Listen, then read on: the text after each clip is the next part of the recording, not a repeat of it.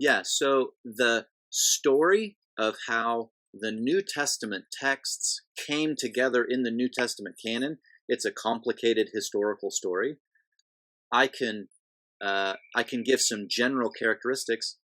The New Testament didn't form one book at a time, like Matthew was included in the New Testament, and then James, and then Romans. That's not how the New Testament grew or came to be.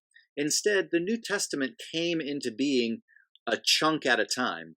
So some of our earliest evidence is for Paul's letters, a collection of Paul's letters that are circulating around and being read by churches even that Paul didn't write to.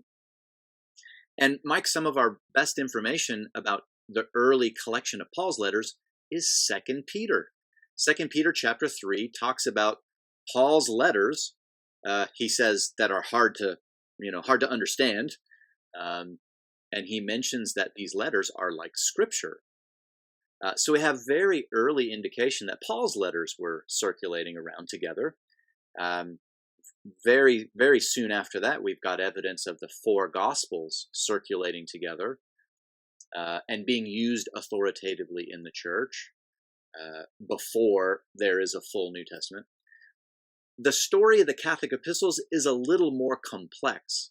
The reason is because whereas we have early church fathers talking about 1 Peter and 1 John and even Jude, we have to wait until Origen, about 250, until someone definitively talks about James.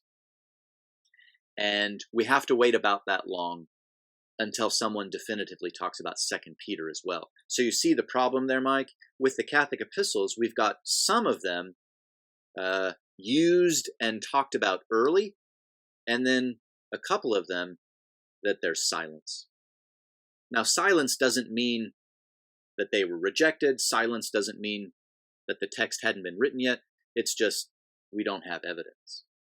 So for me to argue that the early church received the Catholic epistles as a collection and they circulated together, I have to make that argument on into the late 3rd century, so 250 to 275. That is at latest, I think that's when the Catholic epistles are collected and circulating around. 300, 325, we've got some clear evidence that we basically have the whole New Testament at that time. How much earlier than 250 were the Catholic epistles being circulated and read around? That is a fantastically difficult historical question to answer. Why? Because we just don't have evidence. There's a lot of silence there. But Mike, it's my hunch that, like the four Gospels, like Paul's letters, my hunch is that also the Catholic epistles were being used at an early time as well. Though again, historically, that's a harder assertion to prove. But what I think is important, sorry, I didn't mean to cut you off there. What I think is important about that is the hermeneutical issue, or in other words, the way we interpret our New Testament. A passion of mine is to reflect on not only the content of the New Testament, but the shape of the New Testament, and to follow that shape in how we read. So, for example, the four Gospels, notice that Luke is collected with the four Gospels. Now, the early church had a conviction that Luke wrote both the Gospel of Luke and Acts, but from a very early stage, Luke is circulating with the other Gospels instead of being connected to Acts. I think that might be an indication of how we should read Luke. We should read Luke alongside of the other Gospels. That's not to say we should never read Luke and Acts together, but I'm arguing that that's an early indication of how the church was reading and understanding where Luke fit. A similar observation is, instead of reading Johannine literature together. Sometimes in a college class or a seminary class, you'd read the Gospel of John, the 3 letters of John, and the book of Revelation all together because they're all written by the same historical author, John. Well, look at the early church. They are reading John along with the Gospels. Almost always, they're reading the letters of John in the Catholic Epistles. And then, of course, Revelation is read as kind of the conclusion or the climax of the New Testament.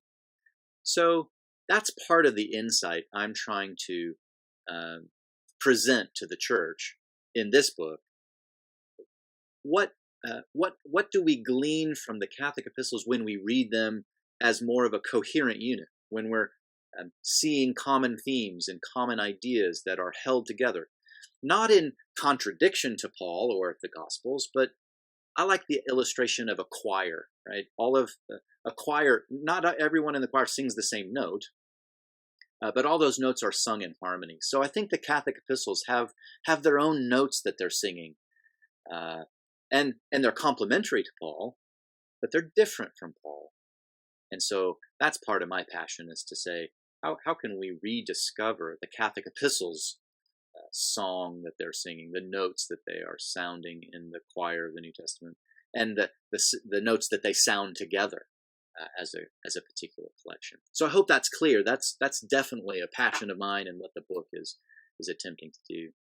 Hey, thank you so much for checking out this video clip from the Delgado podcast. To get more videos like this, simply subscribe here on YouTube. You can also download the full episode of each show on iTunes, Spotify, Google Play, or your favorite podcast player. Take care.